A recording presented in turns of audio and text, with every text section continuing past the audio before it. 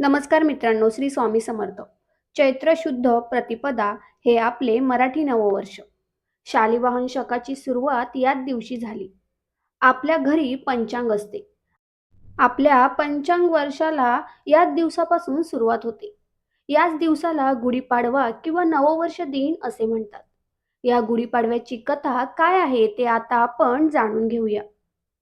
फार प्राचीन काळी आपल्या भारत देशात शालिवाहन नावाचा राजा होऊन गेला. तो अत्यंत थोर व शूर होता.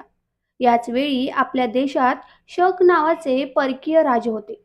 ते लोकांना फार त्रास देत होते. सगळ्यांचा खूप छळ करत असत. या शालिवाहन राजाने या जुलमी शकांची राजवट नष्ट केली. सगळीकडे आनंदी आनंद झाला. लोकांनी आपली घरे सजवली, नटवली, विजयाचा ध्वज उभा केला. आपल्या घरी साडी चोळीची गुढी उभारली. याच दिवसापासून शालिवाहन शक सुरू झाला. गुढीपाडव्याच्या अनेक कथा ग्रंथपुराणात सांगितल्या जातात. फार वर्षांपूर्वी आपल्या देशामध्ये वसू नावाचा एक राजा राज्य करीत होता. एके दिवशी तो आपले राज्य सोडून अरण्यात गेला. तेथे तो तपश्चर्या करू लागला. त्याची तपश्चर्या पाहून स्वर्गाचा राजा इंद्र घाबरला. आता आपले राज्य वसुराजा घेणार अशी त्याला भीती वाटू लागली.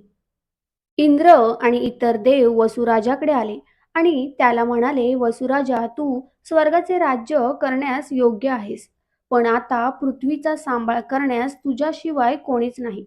म्हणून काही वर्ष तू पृथ्वीवरच राज्य कर. देवांनी वसुराजाला अनेक उत्तम शस्त्रे दिली, एक ध्वज दिला. मग इंद्र वसुराजाला म्हणाला, हे वसुराजा, तू अत्यंत शूर आहेस, परंतु तरीही मी तुला एक गोष्ट देतो. असे म्हणून इंद्राने वसुराजाला वैजयंतीमाला दिली. वसुराजा म्हणाला, पण या वैजयंती माळेचा उपयोग काय? त्यावर इंद्र म्हणाला की तू ही माळ गळ्यात घातली की कोणत्याही एकदा युद्धात तुला एकही जखम होणार नाही. तुला सर्वत्र विजय मिळेल. मग इंद्राने वसुराजाच्या गळ्यात वैजयंती माला घातली व सर्व लोकांचे रक्षण करण्यासाठी वेळूची काठी दिली. वसुराजाने ती वेळूची काठी सुंदर वस्त्रे, अलंकार आणि फुलांच्या माळा याने सुशोभित केली.